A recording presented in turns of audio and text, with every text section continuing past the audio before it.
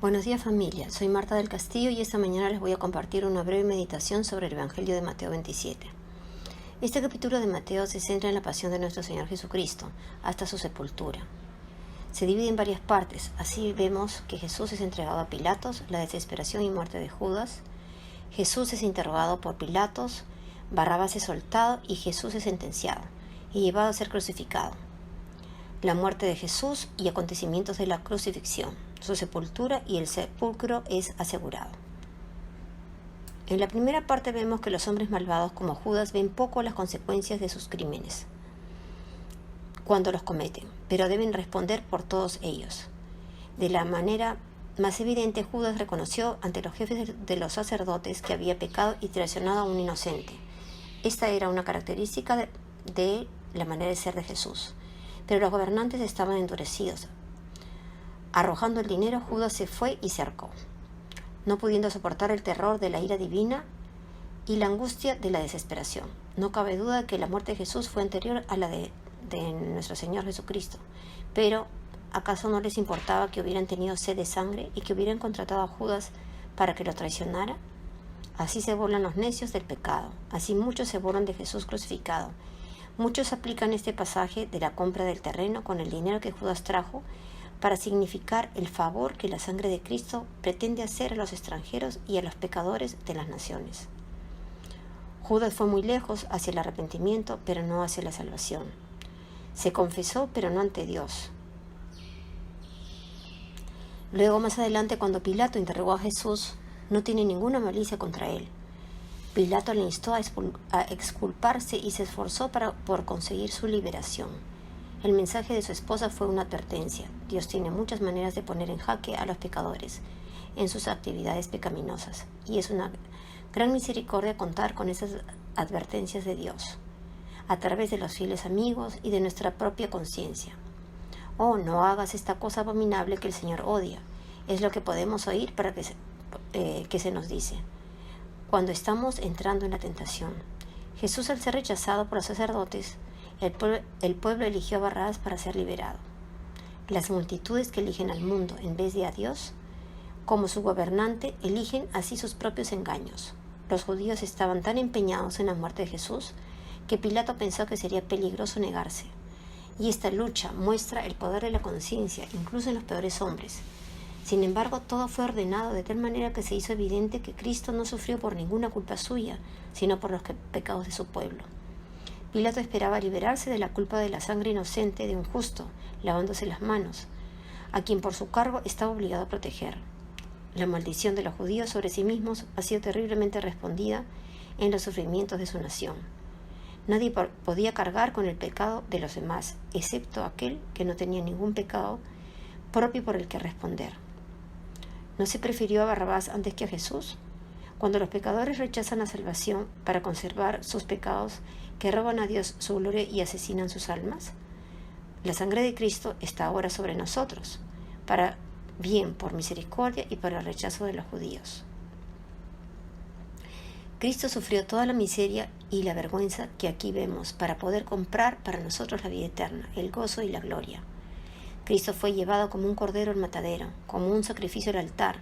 Incluso las misericordias de los malvados son realmente crueles. Quitándole la cruz, obligaron a un tal Simón a llevarla. Oh Señor, prepáranos para llevar la cruz que nos has señalado y a tomar cada día con alegría siguiéndote a ti. ¿Hubo alguna vez un dolor como el suyo? Y cuando veamos qué clase de muerte tuvo, veamos con qué amor nos amó, como si la muerte tan dolorosa no fuera suficiente.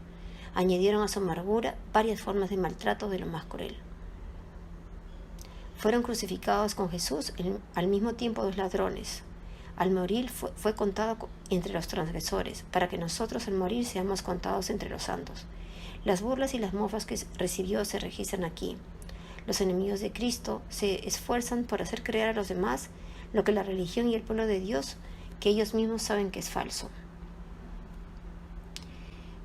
Cristo, justo antes de expirar, habló con toda su fuerza para mostrar que su vida no fue forzada, sino que fue entregada libremente en las manos de su Padre. Tuvo fuerza para desafiar a los poderes de la muerte y para mostrar que por el Espíritu Eterno se ofreció a sí mismo, siendo el sacerdote además del sacrificio. Gritó con una voz fuerte. Luego entregó el Espíritu. Su alma fue separada de su cuerpo y así su cuerpo quedó real y verdaderamente muerto. Es cierto que Cristo murió, porque era necesario que muriera. Se había comprometido a hacerse una ofrenda por el pecado, y lo hizo cuando entregó voluntariamente su vida. El rasgamiento del velo en el templo significó que Cristo, mediante su muerte, abrió un camino hacia Dios. Tenemos un camino abierto a través de Cristo hacia el trono de la gracia, o asiento de la misericordia ahora, y hacia el trono de la gloria en el futuro. Cuando consideramos debidamente la muerte de Cristo, nuestros corazones duros y rocosos deberían desgarrarse, el corazón y no las vestiduras. Ese corazón es más duro que una roca, que no cede, que no se derrite, donde se expone claramente a Jesús crucificado. Los sepulcros al momento de la sepultura de Jesús fueron abiertos y muchos cuerpos de los santos que dormían se levantaron y hubo gran terremoto y un gran terror entre todas las personas ahí presentes. Se expresó claramente el terror que cayó sobre el centurión y los soldados romanos, que recién a estas alturas creyeron en todo lo que había dicho Jesús al ver todo esto. Los sumos sacerdotes y los fariseos, cuando deberían haber estado en sus quehaceres del sábado, estaban tratando con Pilato de asegurar el sepulcro. Esto se permitió para que hubiera una prueba segura de la resurrección de nuestro Señor Jesucristo, si es que sucedía.